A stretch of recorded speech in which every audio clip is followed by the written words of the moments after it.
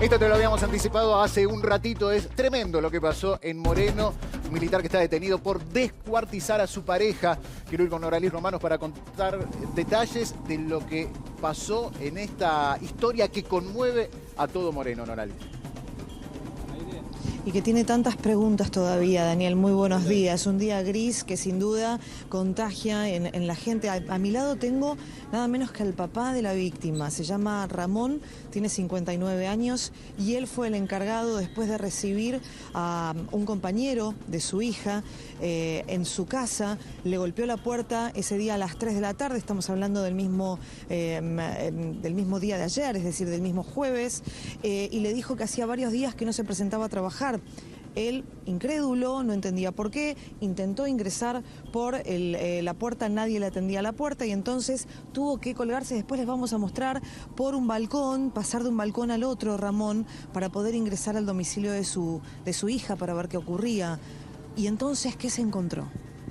Sí, lo que yo le refería a los medios, que había un bolso dentro de una habitación que estaba preparada como para ser transportado, y cuando lo toqué no era ropa lo que había. ¿Qué pensó que se iban de viaje, tal vez, no, cuando lo vio? Porque salen de comisión. Claro. Ellos salen de comisión y a veces avisan el tiempo y a veces los tiempos son cortos para trasladarse. Cuando se dio cuenta que no era ropa lo que había precisamente, ¿intuyó lo que estaba pasando? Uno a veces no quiere pensar en eso, pero bueno, los hechos ameritaban que sí. Y entonces decidí llamar a la policía.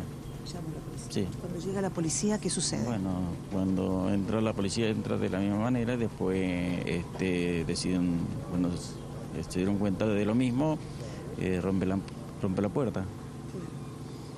Sí. Ingresan y se encuentran con el cuerpo de su hija allí mismo. Sí. Usted no llegó a verlo. No, ahí no. Yo lo único que vi la bolsa. Usted nos contaba algo que fue muy tremendo, que tiene que ver con el día anterior.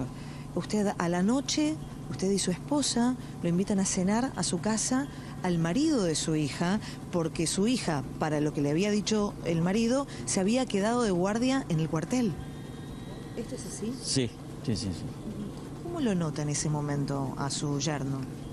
Yo lo vi triste, no lo vi normal. Pero a veces cuando las personas discuten no es algo lindo cuando las personas discuten. Entonces no me llama la atención, entonces lo vi por ese lado. Solo triste, le preguntó por su señora, es decir, por su hija. Él le habla de una discusión. Sí. ¿Le dijeron por qué habían discutido? No, él me dijo que discutieron, que ella quería dejar el ejército, que pensaba dejar el ejército, que no quería vivir acá, que cosas así. Entonces yo le decía, chicos, tienen que buscar a Dios porque así no se puede continuar. Una discusión más, tal vez, de las que se dan en el ámbito del matrimonio, que no le llamó demasiado la atención. Pero vamos a un punto que también es importante. Ustedes habían escuchado en algún momento un ruido que sí le llamó la atención. Ustedes viven al lado de la casa de su hija. Sí. ¿Cuándo fue? ¿Cómo fue? Eso fue lo del ruido fue el martes. El martes. Sí. ¿Martes de noche? Sí, pero él me dijo que estaba tendiendo una ropa. Claro, ustedes enseguida se acercaron, sí, y él les dio una explicación. ¿Cuál fue? Sí, que subía arriba a la terraza de una ropa. Y que era ropa. Sí. Y se quedaron conformes tal vez con eso. Sí. Y después se encuentran con esta situación. Su hija, junto con este señor, tienen un hijo de 8 años. Sí. ¿Y ella tiene otro hijo? Sí, una chica de 16. En ese momento, en el momento en que sucede toda esta tragedia, ¿dónde estaban los chicos? Uno estaba por razones de colegio, estaba con la abuela paterna, y la otra chica más grande vive con el padre. Señor, ¿llamó la atención que todo esto sucediera? Es decir, ¿sabía usted de la relación de su hija con su yerno? Si era violenta, si discutían mucho, si se insultaban, si había golpes. Discutían a veces, pero no. Uno no se percata de que una una relación de matrimonio termine de esa manera. Con todo el dolor que se lo ve a Ramón en su rostro, vamos a ponerle auriculares, Daniel, Romina, para que pueda dialogar con ustedes.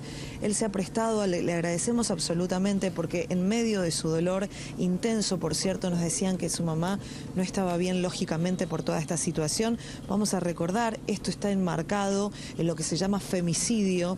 Esta jovencita de 34 años se la ve por última vez o la ve Ramón y su familia el lunes a la noche. Supuestamente desaparece, llegan los compañeros porque estaban asustados, que no se sabía dónde estaba esta joven. Según el papá, por los dichos de su yerno, en realidad se había quedado en el cuartel. Era toda una mentira intrincada, de idas y vueltas, de cosas que se decían y que en realidad no eran ciertas. Ramón los está escuchando. Bueno, Ramón, gracias por atendernos, no te quiero molestar demasiado, has sido muy amable en dar la cara. Nada, te quiero preguntar por el chiquito de 8 años, cómo lo están conteniendo, cómo va a seguir la vida de este chiquito, ahora sin la mamá y con el papá detenido. Y esto acontece cuando los grandes toman decisiones sin pensar en los demás. ¿Va a vivir con ustedes el chiquito? Yo no tengo ningún problema. Así como crié 5 hijos, puedo criar otro más. Claro. Bueno, te agradezco, Ramón, realmente es un momento duro y te quiero mandar un abrazo y bueno, en este momento tan difícil que tengas luz para poder atravesarlo, ¿eh? Vos, tu mujer, toda la familia. Realmente estamos conmovidos por esta historia y me imagino que todos allí en Moreno lo deben de estar. Gracias por dar tu testimonio, por dar la cara. Daniel, permitime un segundo, quiero mostrarte, gracias. Gracias, Ramón. Vengan un poquito, por favor, con la cámara porque quiero mostrarte el lugar exacto por donde Ramón tuvo que ingresar cuando llega esta persona del cuartel para decirle que su hija no estaba yendo a trabajar y que estaban preocupados. Dicen que es una práctica habitual, que cuando una persona del ejército se ausenta y no da aviso, venir al domicilio y darse cuenta, a ver qué es lo que pudo haber pasado, cuál es su propia realidad. Mira, esta es la casa donde viven los papás de Janina, de esta joven de 34 años, y si te fijas el balcón corrido da exactamente al lado del balcón de su hija. Pues esa fue la maniobra que tuvo que hacer Ramón cuando es avisado por esta guardia, forzar la ventana porque lógicamente estaba cerrada y enterarse, darse cuenta de lo que estaba sucediendo cuando ingresa, insisto, con algo de fuerza porque no podía hacerlo de otra manera a este domicilio y se encuentra con un bolso del mismo ejército que contenía bolsas de residuos negras y allí adentro él palpa nada más, pero se da cuenta que allí había un cuerpo humano desmembrado, lamentablemente. Y esto, entonces, después la policía le confirma, es lamentablemente el hallazgo de su propia hija. Gracias, Noralis. Tremendo. Femicidio clavado, ¿no? Con toda la ley, no cabe otra cosa. Durísimo, ¿no? Y obviamente perpetua para este asesino, que además, fíjate con qué impunidad fue a sentarse a la mesa de sus suegros, ¿no? Cuando ya había cometido el crimen. Tremendo.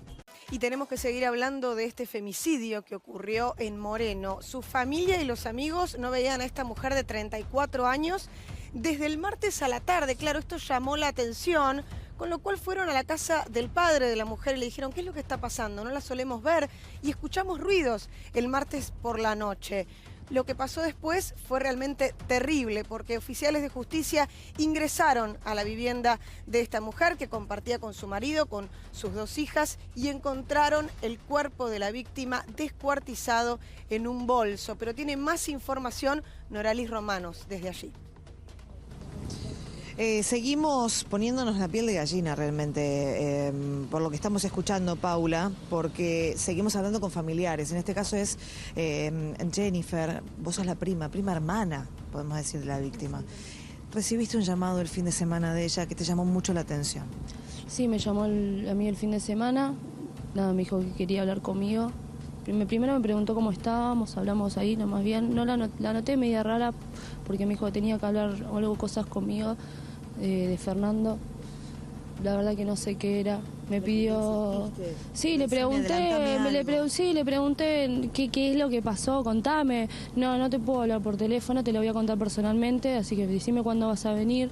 Me dice, venís el martes, le dije, no, porque yo juego la final de futsal con las chicas, le dije, y la entrega de premios va a ser tarde, no, voy a llegar acá. La verdad que no sé, no sé. ¿Te imaginas con esta consecuencia, todo lo que te encontraste después? ¿Qué pudo haber sido? No sé, enterarme ayer, de la nada me llama mi mamá diciendo que venga para acá, que había... Primero a la tarde, que mi prima estaba desaparecida, que le contaron que vino un civil de ahí del ejército a contarle que ella no se había presentado a trabajar. Fue la albacea. No podés entenderlo, porque no sabías que había violencia entre ellos, me decías que discusiones como cualquier pareja, pero hay un punto. ¿Él era muy celoso? Era celoso, pero no lo demostraba a la gente, se lo demostraba a ella únicamente. O personalmente familiar conmigo, estando conmigo. Nada de que vos seguramente andas con otro, de que ya no tenemos relaciones. Ellos hace meses que no tenían relaciones en sí. Discutían mucho porque por situaciones familiares. Ellos antes vivían en Caseros. Fernando le avisa a mi prima una semana antes que no le iban a renovar el departamento y no le quedó otra cosa que venir acá, que no quería ella. Ella no quería venir acá. ¿Ella se quiso separar? Sí, ella lo tenía definido, totalmente definido, que se quería separar. Me lo dijo. Me lo dijo siempre. Me hablabas de esta intención de él de hace menos de un año, de una situación violenta que se quiso quitar la vida delante del nene. Delante del nene. Se quiso ahorcar delante del nene. ¿Cómo te lo contaron? Me contó mi hijo, te tengo que contar algo, prima. Esto pasó hace menos de un año en Caseros. Me dice, estábamos discutiendo por un tema de celos. Y me dijo, vos no te vas de acá, yo si no me mato. Se puso una soga en el cuello delante del nene. Y ella ahí lo echó de la casa, le dijo que se vaya a vivir en la casa de la madre, porque ella no iba a permitir que esté con un hombre así, un hombre totalmente loco, porque en esas situaciones está loco. Puedes entender, digo, toda la noche tenés el rostro hinchado de todo lo que lloraste seguramente. No puedo más, me sacaron parte de mi vida. Era como mi hermana para mí, muy unidas, desde que llegó acá, muy unidas, ella se quedaba a dormir a mi casa, dejamos la puerta abierta los fines de semana, se pasaba, hacíamos pijamada con los chicos cuando Fernando estaba de guardia, comíamos con ellos, una situación difícil para mí. ¿Con qué frialdad? No entiendo por qué, la verdad que no lo sé, no sé por qué, no entiendo. No tengo respuesta para eso. Me decías que la policía incluso cuando ingresó encontró con luminol porque alguien había limpiado todo, había habido sangre. Él agarró una semana antes todo planeado. Una semana antes cambió la cerradura de la casa. Porque estaba todo planificado, todo. Él cambió la cerradura de la casa porque mi tía tiene una copia de mi casa y la casa de ella por cualquier cosa que pase. Y no pudieron ingresar. No. La puerta la forzó la policía cuando vinieron ayer de civil y le avisaron que ella no se estaba presentando a trabajar. Y mi tío, ¿qué hizo? Coló mi casa, coló la casa del saltó para poder entrar. Y con mi prima Cristal, sí, se encontró con un olor espantoso, con bolsas. Y mi prima lo que le dijo a mi tío es que por favor no la abra. Llamaron a la policía, forzaron la entrada y era lo peor. Y ahí lo peor. O sea, en bolso, él le tenía un bolso del ejército. Un bolsón portaequipo. Un bolsón portaequipo grande. Verde. Porque era la única forma de sacarlo. Sí, digo, porque estaba para mí es que la mató y no. ¿Cómo sacás un cuerpo de acá? Porque mi tío tiene el taller acá, mi tía tiene el almacén acá todo el día abierto. ¿Cómo la sacás? Y aparte del cuerpo pesado. Frialdad absoluta. Estuvo comiendo después de lo que sucedió con los papás de tu prima. Tomando mates en la vereda. Se fue a trabajar normalmente, tranquilo. Sereno. Como si nada. No lo podés creer. No, nunca. No, menos de él. Sabiendo cómo era una persona totalmente pacífica, normal, tranquila, se podía hablar, te hacía chistes. Una persona que nunca me voy a esperar, nunca, nunca. ¿Qué pedís? Quiero que sea justicia por mi prima, por mi familia. Ya la vida no se la va a devolver nadie, la No me vida la no va a se paga. devolver. Lo único que le... Aparte con tanta maldad. No se puede. No, con tanta maldad. ¿Qué va a hacer ese nene? No puedo, no sé nada de él, no sé nada si está bien, si necesita algo. Es un nene de 8 Es años. un nene de 8 años, tiene la misma edad de mi nena. Ellos eran muy unidos, eran como hermanitos. ¿Con qué cara lo voy a mirar y decirle que no tiene más a su mamá? Nada. Muchas gracias. No, muchas gracias. Ellos son los primos de Yanina. Yanina tenía 34 años, una hija de 15 años, otro nene de 8, producto de la pareja. Acá vivían, mira, justo enfrente, Daniel, Romina, aquí vivían, por aquí, por ese balcón. Fíjate que hay una reja que está corrida. Esa fue la reja que tuvo que correr, porque estaba puesta como separando los balcones. Tuvo que correr el papá de Yanina para poder ingresar al domicilio y forzar, ¿ves? Esta ventana.